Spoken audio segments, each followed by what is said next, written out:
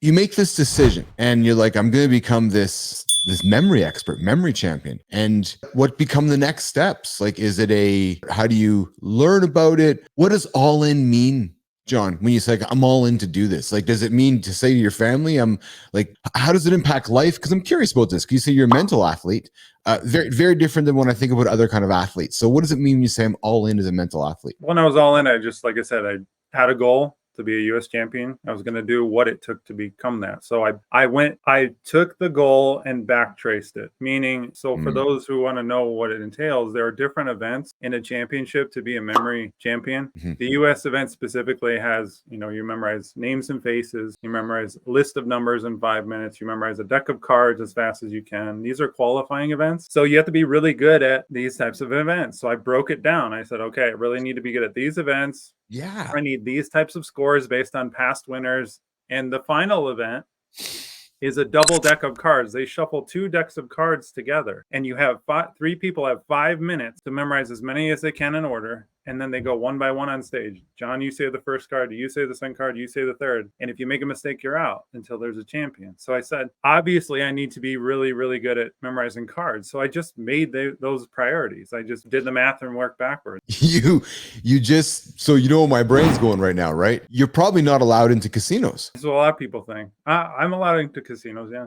You just don't play, or you play not in a way that exposes that you're really good with memory. I mean, I have wigs and costumes, so yeah.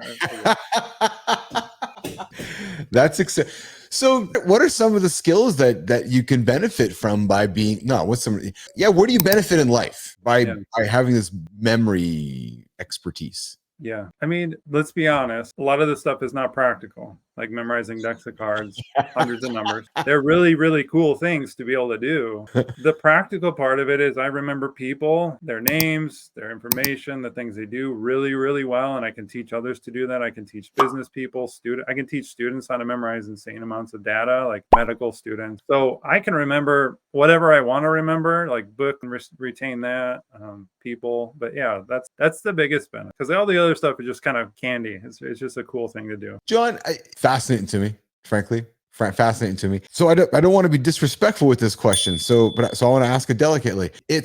Could one look at this as entertainment? Like, could you be considered an entertainer? Like I grew up with Kreskin, who memorized the telephone book, or like, is that a monetizable avenue for you in what you do? Or is that kind of like, well, no, Keith, that's not what I do. Like, that's not, do you know what I'm trying to say? Yeah. I mean, I've been on TV shows all over the world for entertainment purposes. Yeah. So I've been on TV shows in Russia, China with the Super Brain show, which 400 million people watched. It's super popular in China, like 400 million, like 3 times the amount of Super Bowl.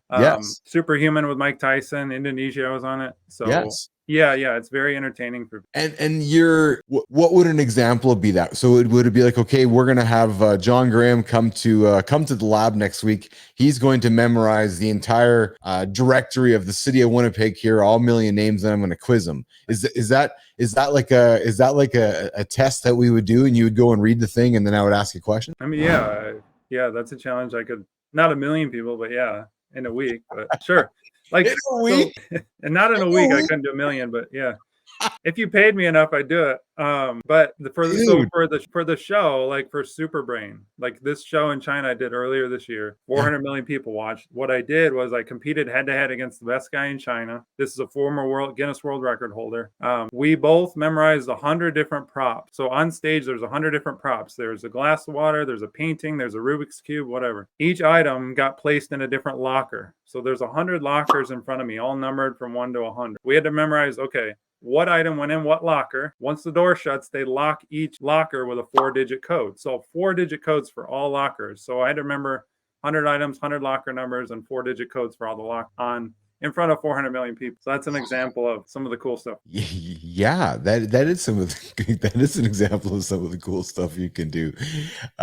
Day to day, you go to businesses, coach businesses. How do you weave this into day-to-day life? Is that for the most part, what moves the needle for you? John? Currently, I coach people out of high performers out of anxiety and panic attacks. That's what I Okay. do. Okay. But I used to be the #1 Google result for memory coach, like in the US. So I used to get people all over the world who come to me. Like these would people, IT people who wanted to learn Cisco systems. There would be actresses who wanted to learn to memorize lines. There'd be students who wanted to memorize a lot of information. And I used to coach people on whatever they wanted to learn how to memorize. I've spoken all over the country, online, in person. I was the Vietnam memory coach, coached the Vietnam memory team. One of them is a Guinness World Record holder. So yeah, just all kinds of different people and opportunities can present themselves from that. John, what are some of the basic, what can you share that are some of the basic techniques that go into creating a great memory or building a great memory or remembering something? Like what are, when you coach somebody, what are some of the basics that you would go over with someone? Yeah, you want to convert the information into something memorable, like an image or a story.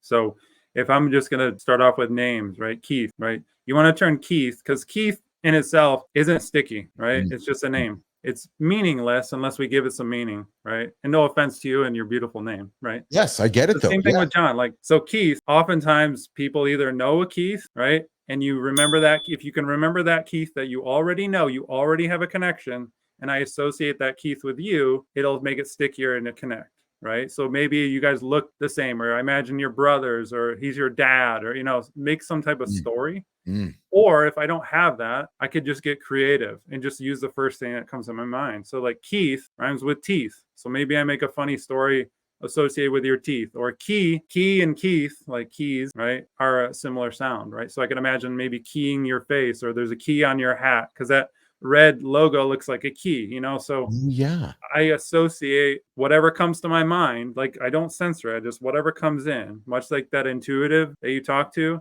Yes. Something comes in, I don't judge it, and I attach that to you. And just accept it. Yep. And then on to the next person. On the next. And then my, again, assumption, never always blame, never make an assumption, but I will make one, is that you just train yourself how to move to the next one. You say, okay, so there's Keith with the key on his hat. Okay, now there's John with the orange hat, John orange, or whatever that is. Then the next person comes through, and you just teach yourself. I'm going to think the same way when you maybe run a marathon, right? You go 1 kilometer, then you go to the next one, and then the next one. You just teach yourself how to do it. Am I correct for the most part, John? You're very correct. You get in a rhythm and you get a feel for how fast can I make these connections, and see them, because you want to like spend a moment to like connect it, other than just flying through. And I've gotten so fast where the connections, I trust what comes to me, and they're really quick. Like I memorized 229 names and faces in 15 minutes at the US Championship once. So it can be very efficient just using the technique I gave you. Yeah, yeah. Does that become your limit, John, when you say, okay, so again, so if we use limits, like the amount I can bench is 250 pounds. I know that it's my limit right now. So for you, is that like, okay, I got 229 names within a certain period of time. That's my limit. And I keep testing to push that limit. Is it again, the same way? Yeah. If I say it's a limit, it's going to be a limit. But if I know, if I want to push past that, the way that I would do that is I know my pace. Like I calculate my pace. Okay, in 15 minutes, I'm going to first it's going to take me 5 minutes to look at all the names and faces one time, right? For example, because in the process, I'm going to review them a couple times. So I'm going to look at them multiple. So let's say I can look at all 229 in 5 minutes. Well, when I train now, if I want to beat that, I'm going to try to look at all of those people in 4.5, and I'm going to be uncomfortably fast, like through a metronome or something. And I know it'll feel uncomfortable, but I'm going to push that and train at that speed, so that in a week or so, my brain is going to recalibrate at that new speed, and that will feel normal, like resetting, if that makes sense. I'm pausing because I'm taking all this in because I'm fascinated right now.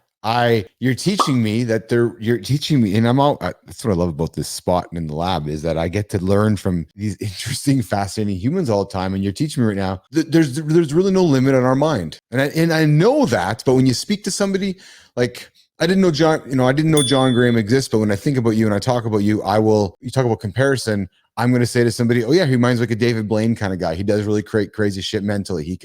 Somebody can relate to David Blaine. It's like saying, hey, McDonald's is like Burger King, right? So I'm going to relate you to, when I tell people about you, to be frank, I'm going to compare you to David Blaine, because to me, you can do any of these crazy things when you put your mind to it. But now I'm talking to somebody who does it, and I'm not saying what you do is a crazy thing, but It kind of is a crazy thing. It is very crazy. Yeah. Yeah, because you're saying, okay, I'm going to sit down and memorize a telephone book, and I'm going to prove it to Bilous that I can do it. Like, all right, let's do it. Yeah. Right? Like, really? Yeah. I don't have a limitation there because I know it's possible. But if people listening haven't heard about this stuff before, don't know it's possible, and I can assure you it is. Like, people are constantly pressing the limits of memory. Like, for example, like, it's like the 4-minute mile. Memory events the world records are being broken every single year now. Like, the world record for memorizing a shuffle deck of cards, Keith, can you guess what that is? Like, how long it takes someone to look at 52 cards in order and remember their order? How long do you think that takes? Okay, so somebody to take and remember 52 cards in order. So you shuffle them up. I just want to be clear on what you're asking me. You're going to shuffle 52 cards. I'm going to look at them and then flip them back over, and then you're going to tell me the order of all of them. Is that basically it? Yeah. You look at it as long as you want, put it down, and then you have 5 minutes to reconstruct a second deck, putting it in that same order as the first. Yeah. Oh, I don't know. So an hour, half an hour? No. 10 minutes? 15 minutes? 2 So minutes? I don't have the world record, but I did it in 21 and a half seconds. Dude, so hold on. So you looked at a deck of cards, they shuffled them up, you looked at them. How long did you look at the cards before you knew you were able to do this? But what do you mean? How long were you exposed to the deck of cards to memorize them before you were able to play them back? I literally picked up that shuffle deck, flipped through it in 21 and a half seconds, memorized it as I was looking at it, put it down. Oh, and then rebuilt it. And then I had 5 minutes to reconstruct the second deck in that same order. I understand what you mean. I misunderstood at the beginning there. Okay, so 21 seconds went through. You took 5 minutes to reconstruct it. Yeah. So the feat was a 21-second feat. Yeah. Wow.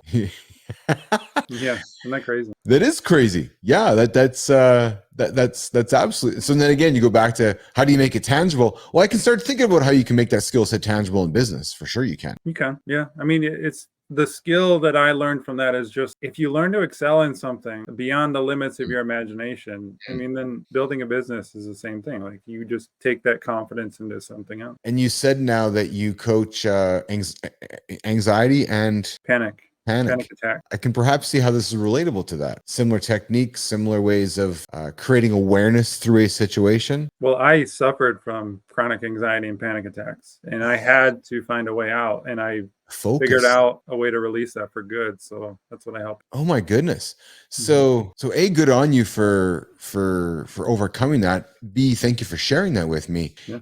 You then take that and you channel that into, are you teaching people how to be memory experts in a subtle way, John? They don't even know it? Or is it just the techniques and mechanisms that go into like focus and awareness and those mental strategies that you learned? Is that really what you're teaching somebody, John? Well, they're completely unrelated in what I teach. Yeah.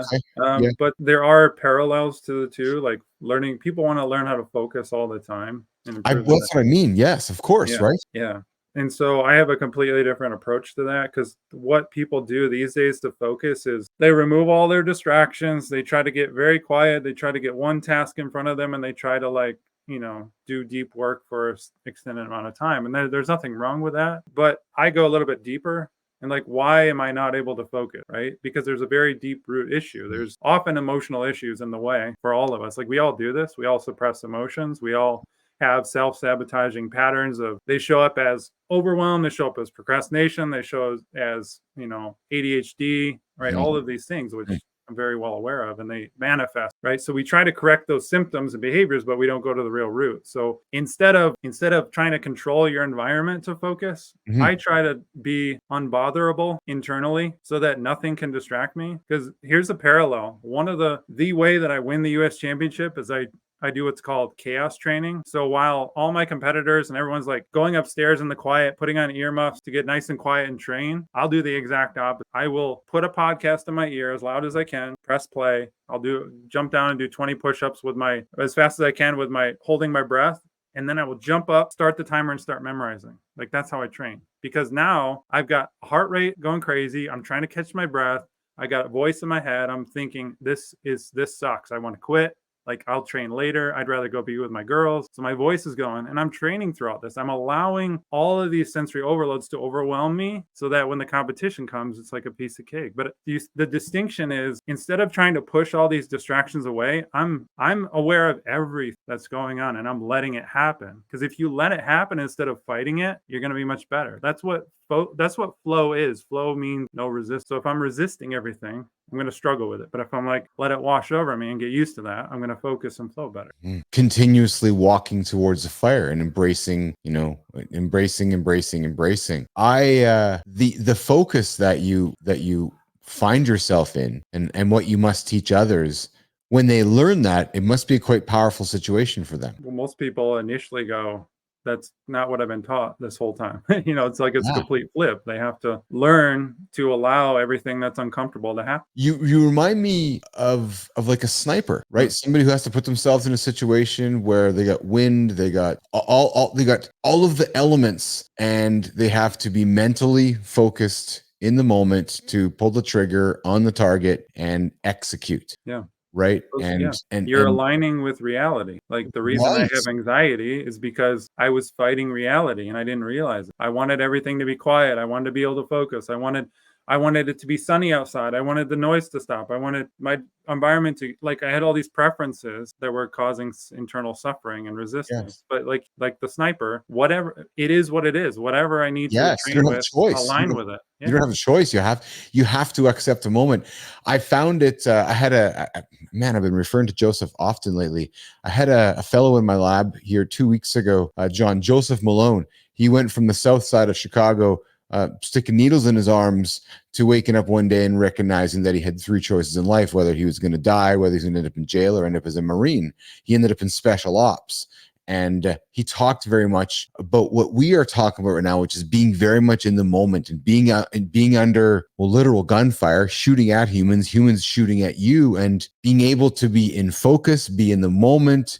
Because he's like, Keith, you have no other choice. Like, you have no other choice. You can't run from it. You're in it. You have to learn how to accept it. You're saying the same thing with your anxiety and your emotions. You're like, I can choose to run from it forever, humanity, or I can choose to deal with it, and you chose to deal with it. In the present moment, for those listening, is not all sunshine and rainbows and bliss. Like, everyone wants you to think that when you're meditating. Like, and I'm not even talking about meditating. Like, right now in this present moment, there's tension, right? There's thoughts that you don't like. There's noises. There's errands. There's all kinds of buzzingness. There's comfort. There's discomfort.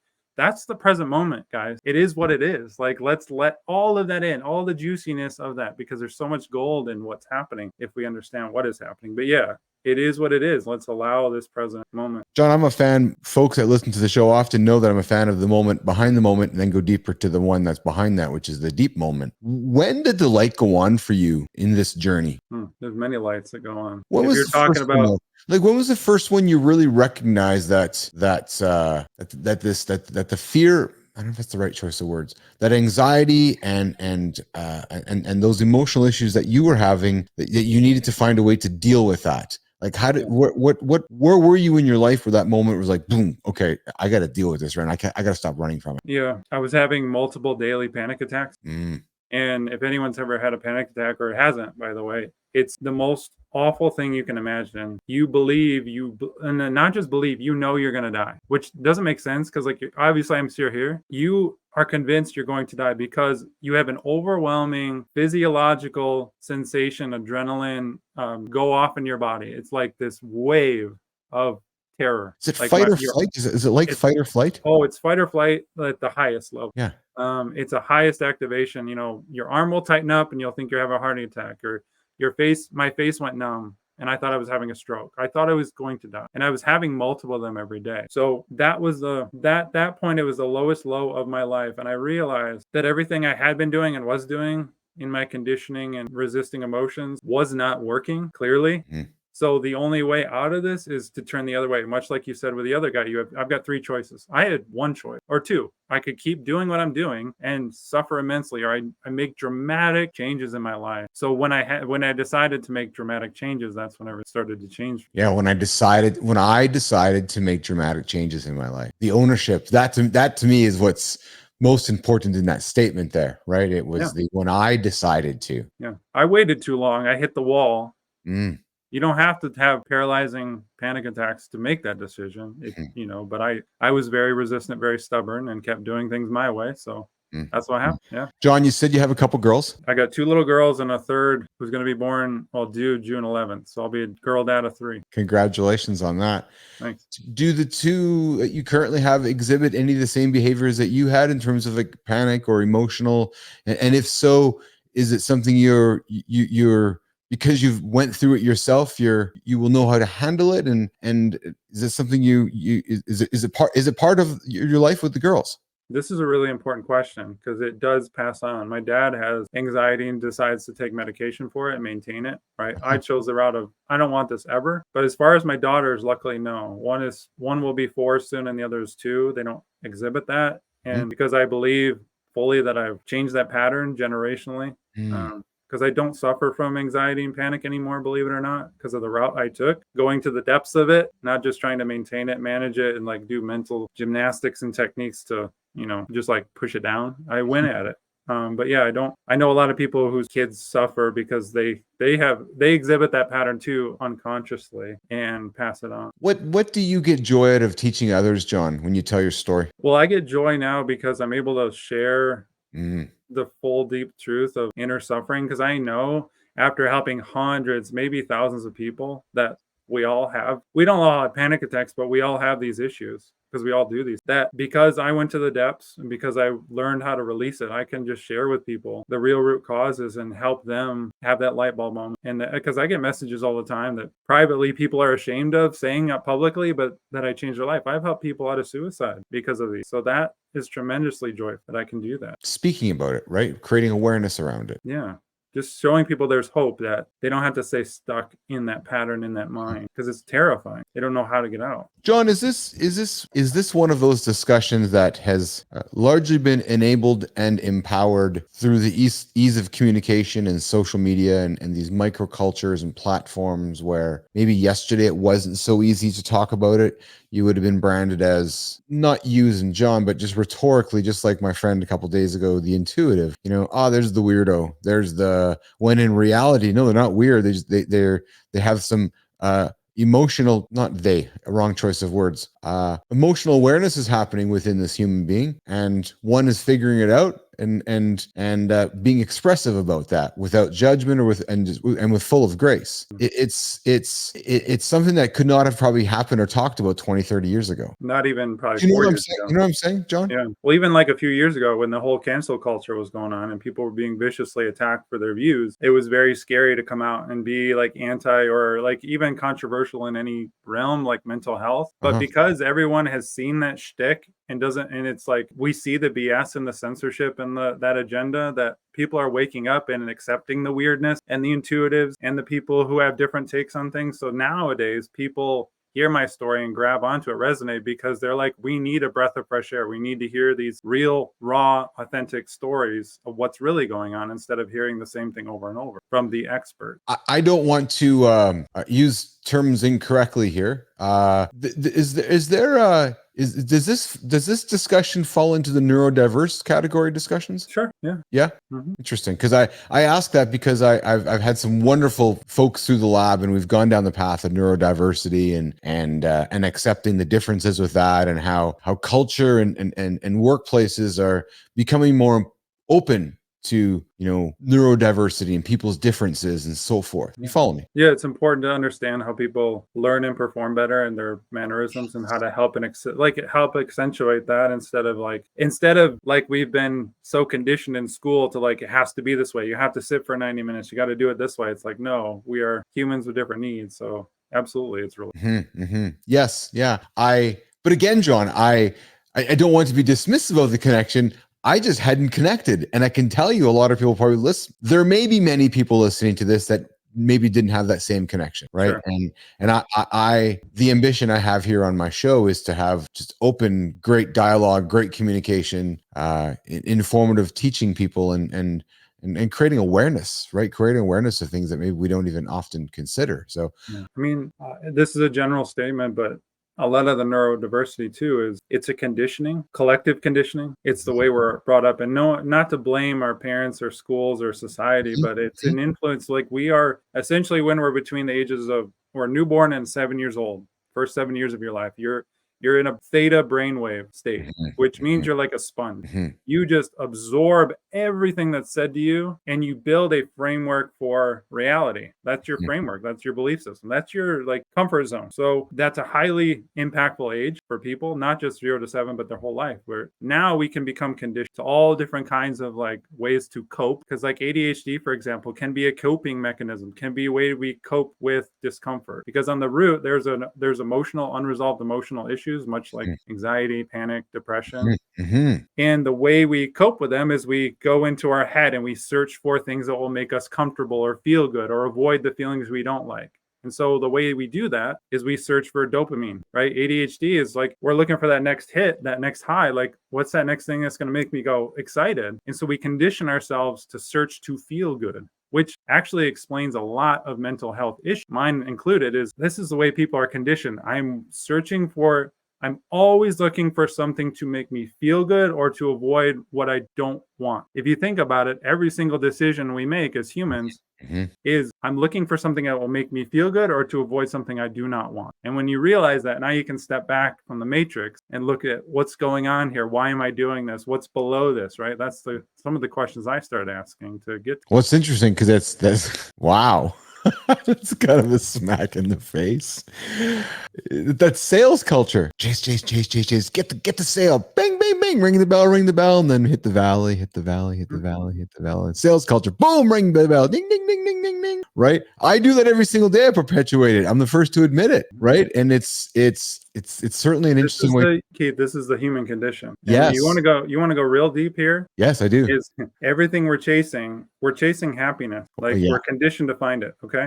But the problem is we use our external world to find it. We use everything we can see, touch, and feel. Meaning we want the money, we want the babe or the guy, the relationship, we want the car, the house, whatever you want. The good coffee, right? Whatever you want, the social status, you're chasing something outside of you for happiness. We all do this, by the way. When you wake up, you realize that all of anything, name it, anything outside of me cannot sustainably keep me happy, make me happy. You see these 3 trophies behind me? Well, there's 2 on the screen. After I won a US championship, later that night, guess what I wanted? Another one, right? I was never happy. And so the truth is, happiness cannot be found outside of you. The only way is to remove all of the stuff blocking you on the inside from feeling happy, all of these suppressed emotions, all of this conditioning, because I can assure you, once you release and remove these blockages inside of you that are blocking you from feeling happy, you will feel it, regardless of what is happening in the world outside of you. And that was the route that I took. It's like, okay, why am I not okay on the inside? Why do I keep chasing, like you said, up and down, up and down, up and down, always wanting something else? Nothing wrong with having things, by the way, but I'm saying they will never keep you happy long term. Yeah, I've shared my journey in the lab with Business Athlete Nation. I used to be the guy that was about accumulating stuff and chasing things, and then then once you achieve some success on Friday and you wake up on Monday, that Monday's just the start of the next week, and you're like, okay, right, I guess I'm starting a new list. Like, okay, that's not really fulfilling. And then once you start buying a bunch of stuff, you're like, okay, now I'm caught up in the wave of, okay, I guess I got to buy next year's model, and you're like, wait a minute, I'm the only one losing out of this whole thing, right? So, it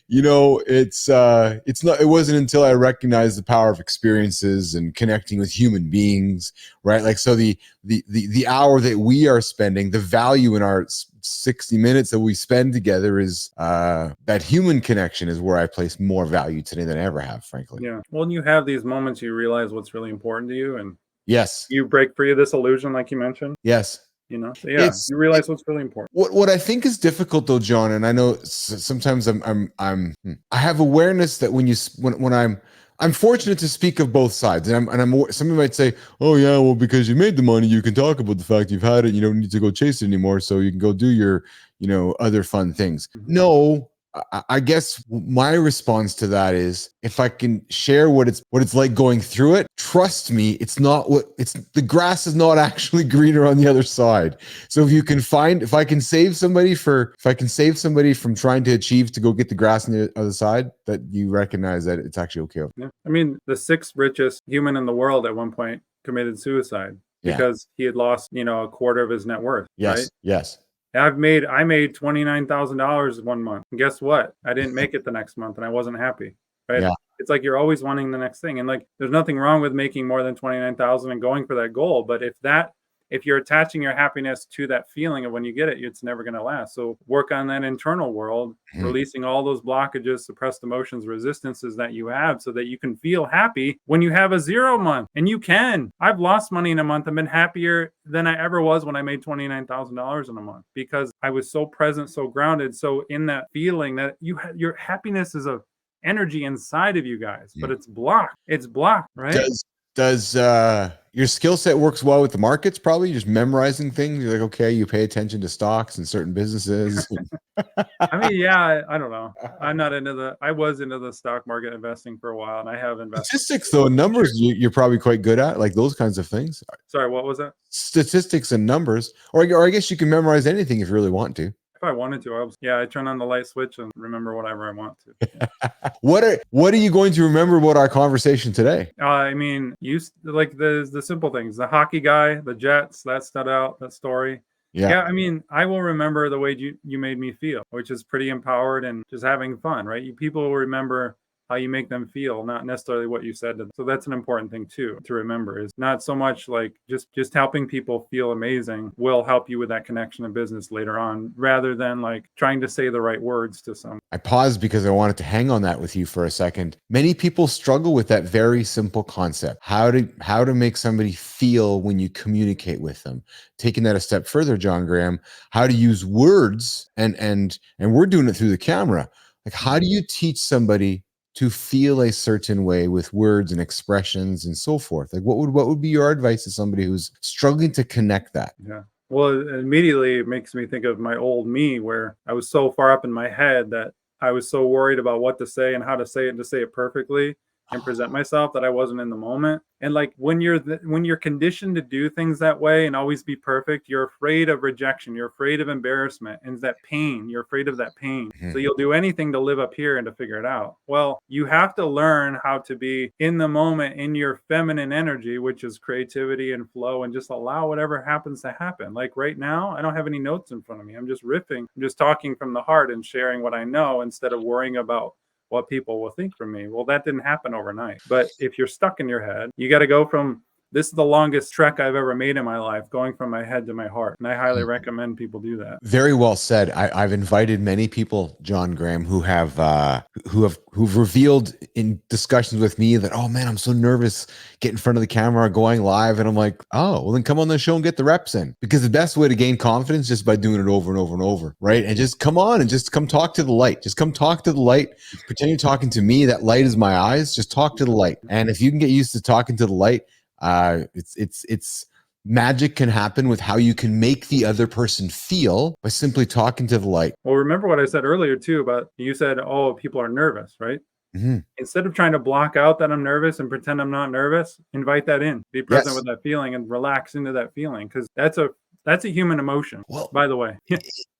Well, John, here's what fascinates me with what you just said. I find people often forget that the other person might be nervous too, or it's like, I'm going to meet with my boss right now. I'm going to meet with my colleague or something, or I got to go present to somebody, and we're so caught up on our own nerves that we often forget that the other person is just like you, put their pants on the same way. They might be equally as nervous. They might have came from a meeting before you with their boss where they're even more nervous than you. We're so caught up in our own heads at being perfect or trying to do the right thing at the right moment, where I'm like, I often say to some people in my life, just chill out. Like, actually just slow down and chill out. Right? Yeah, it's logically, it makes sense to tell people that too. And coming from experiences, when someone has anxiety and they're stuck in their head, they have, again, a deeply unresolved emotional issue. They've suppressed embarrassment, they've suppressed abandonment, they've suppressed all kinds of nastiness from their life that's uncomfortable, and it's showing up. So the moment they're about to talk to someone, it comes to the surface and it's scary, and they try to shove it down or like escape, right? Or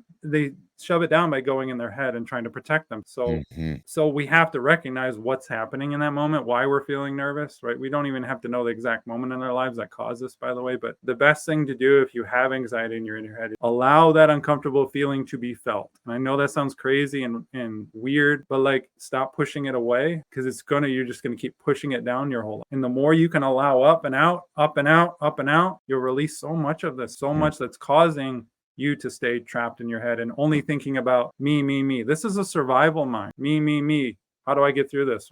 How do I do a good presentation? Not even worried. Like you said, the boss is nervous too. The boss is a human being, but we have no concern for other people when we're in anxiety. We're only stuck here trying to survive so that we feel good or avoid an uncomfortable feeling. John Graham, I want to be respectful of your time. I have on the bottom of the screen here, we have Connect with John on LinkedIn, John Graham, Instagram, Memory John G, and on X, of course, Memory John G. Is there anything that we have not spoken about today? Any questions I haven't asked? Anything you want to make sure the audience knows about from you, your platform, where they can find you, et cetera, et cetera? Now would be the time to bring that out so that we can make sure that that is not forgotten about, John Graham. Yeah, the Instagram is the best follow of the socials for me. But for those of you who are listening who want to release all of the suppressed emotion, resistance, conditioning that I'm talking about, like the real root cause of anxiety and overwhelm and panic and all of these things, that's what I help people with. And so the quickest way to get started is there's a free guide that I made at releasepanic.com/free that shows you the real root cause of anxiety, how to release your anxiety forever, like not manage it, maintaining it with medication. Like if you want to go all the way and never have this heaviness, this feeling, this panic, go that route. And it's a free guide, 12-minute video where I just go in and just like tear it apart, because this is not mental health. This is emotional health. That's why so many people stay in it, because they try to treat it mental. And I'm a memory guy. I'm a mental guy, right? I thought the mind solved everything, but it doesn't. So releasepanic.com/free. I also have a 8-week transformational program to help people release themselves from panic, anxiety, chronic anxiety for good. And that's at releasepanic.com. I didn't expect we were going to spend as much time here talking about the root of what you do, right? And I love that I got introduced to you through the door of memory and the success you've had with memory and those achievements with memory and so forth. But what I've really enjoyed, John, is getting to know you and getting to know the root of that and why all that is. And I say that to hang out to anybody who's joining us a little late to go back to hear the beginning, because it's your story is not obvious. And that's what I love about it. And that's what I love about humans, right? Is that what we see, what we think, until we start talking and connecting, we don't really know what that story is about. So I thank you for sharing with me today. Hope you'll come back sometime again. Yeah, I'd love to come back. We can go deeper than ever in this stuff. But yeah, as much and as cool as the performance and the memory stuff is, which it is really, really cool, and I've loved every bit of that, it's more important to give people the truth sometimes and like your struggles, and to know that they can overcome them too. Because some of the greatest athletes I know, some of the top people in the world, all struggle with this, but they don't share it. And I'm like, I'm not shaming them at all, because I used to not want to share it either. But I'm like, let's open the door to this discussion and give people a real solution. It's interesting, because I sat with a friend yesterday who we were talking about, what we share, what we don't share, how we label people, how people judge, and how people might not want to work with you because of what you've shared. And I hope that we as humans can continue moving the bar on that, which is, I want to know about John Graham. We talk about personal brands. I want to know everything about you, because that frames your story for me. Whether I'm gonna, I don't have to like you, I don't have to love you, but if I know everything about you, it's gonna help me make the decision to want to work with you or engage with you. I do respect, though, that it's a new way of thinking, and it's an uncomfortable way for many people to think, to put themselves fully out there. But I'm hopeful that we can continue having conversations like this, where it invites people to be comfortable putting themselves out there. Yeah. I mean, people are uncomfortable because they're trapped in their own minds and trapped in their own things, which I understand, like the judgment. I'll give someone really powerful before I leave here is the mirror effect, the mirror of life. Okay. If you're afraid of people judging you, it's because you are judging other people. And if you are judging other people, it means you judge that same aspect within you. So if I judge Keith because he's a moron, he's incompetent, then there's a part of me that I also believe is incompetent and moron, and I try to push that part of me away. So using the mirror of life and looking at our judgments and how we view others, even politicians, people we hate, it's showing a mirror that I also judge that part of me. And that, when you get down that realm, not only is it trippy and true, but it gives you an avenue to step out of your comfort zone, take responsibility, right, and change the inner world that you have. So you completely can heal yourselves from these judgments and all this nastiness inside of you. John Graham, great conversation. Thank you for being as vulnerable as you have been. Thanks for the teaching, for the coaching. Thanks for the awareness. Not only for myself, but I think even Business Athlete Nation, LinkedIn Nation, YouTube Nation, people tuning in today, and you're just hearing some of the things that you've said, I've said, but specifically what you've said and your experiences, and then the tools and techniques to help them through it. So I'm hopefully you'll come back again. We'll do this again.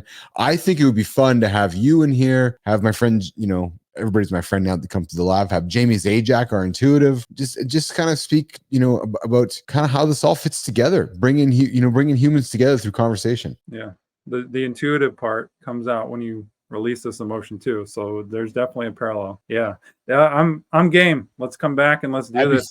That would be fun. That would be a lot of fun, actually. You're a great guy, and I love what you're doing, just having open, honest, fun conversations, because that's really what podcasting should be. There was no agenda when you came onto this. We're like, I'm just going to meet you, talk to you, unveil you, and it ended up really beautiful the way it was. Thank you. Well, then that means that we succeeded, because I say this, and allow me to do this. And here's what we know this, but again, let's create awareness around it. Conversations are wonderful because what are they? They're words exchanged between two people. Last time I checked, I can't converse with myself. So when you can find a human being and find a way to be vulnerable with each other and then converse and use words with intention, oh man, magic happens. It's like music. Right? It's one thing to hear somebody create spoken word. I'm trying to create spoken word through conversation that is engaging, that's thought-provoking, that's free of judgment, that's full of grace. And Grace is my youngest daughter's name. So yeah.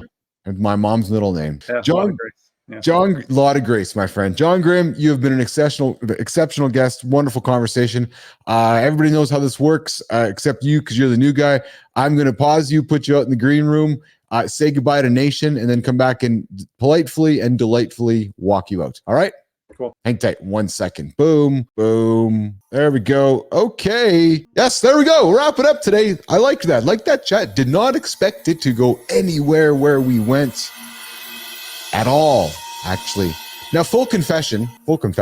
I think that the start of the show might have had a little technical error. But that's okay. We missed the first few minutes of it. We're going to have John back. We caught 94% of the entire show. So there might be some technical difficulties at the beginning there. I'm not sure what ultimately happened, but it's irrelevant. You missed the monologue. It was kind of maybe the unimportant part. I'll put it up later. The Jets lost. That's the thing. They lost. All right, so I'm gonna go walk John out, and we're gonna have John back, Jamie Zajac back, but I think I'm going to tease what's coming up tomorrow in the lab, and I'm gonna find out if I have it here to show you guys. Yeah, let me just quickly show you what's going on tomorrow in the Business Athlete Performance Lab. Check it out. Hey, coming up in the lab, I went looking for John Kraske. Is he in the metaverse? I don't see him. Is John in the metaverse? Can you help me find him? Is he real? Maybe he's fake. Is he future-proof? Coming up in the lab, John Kraske. My hands. Is he real?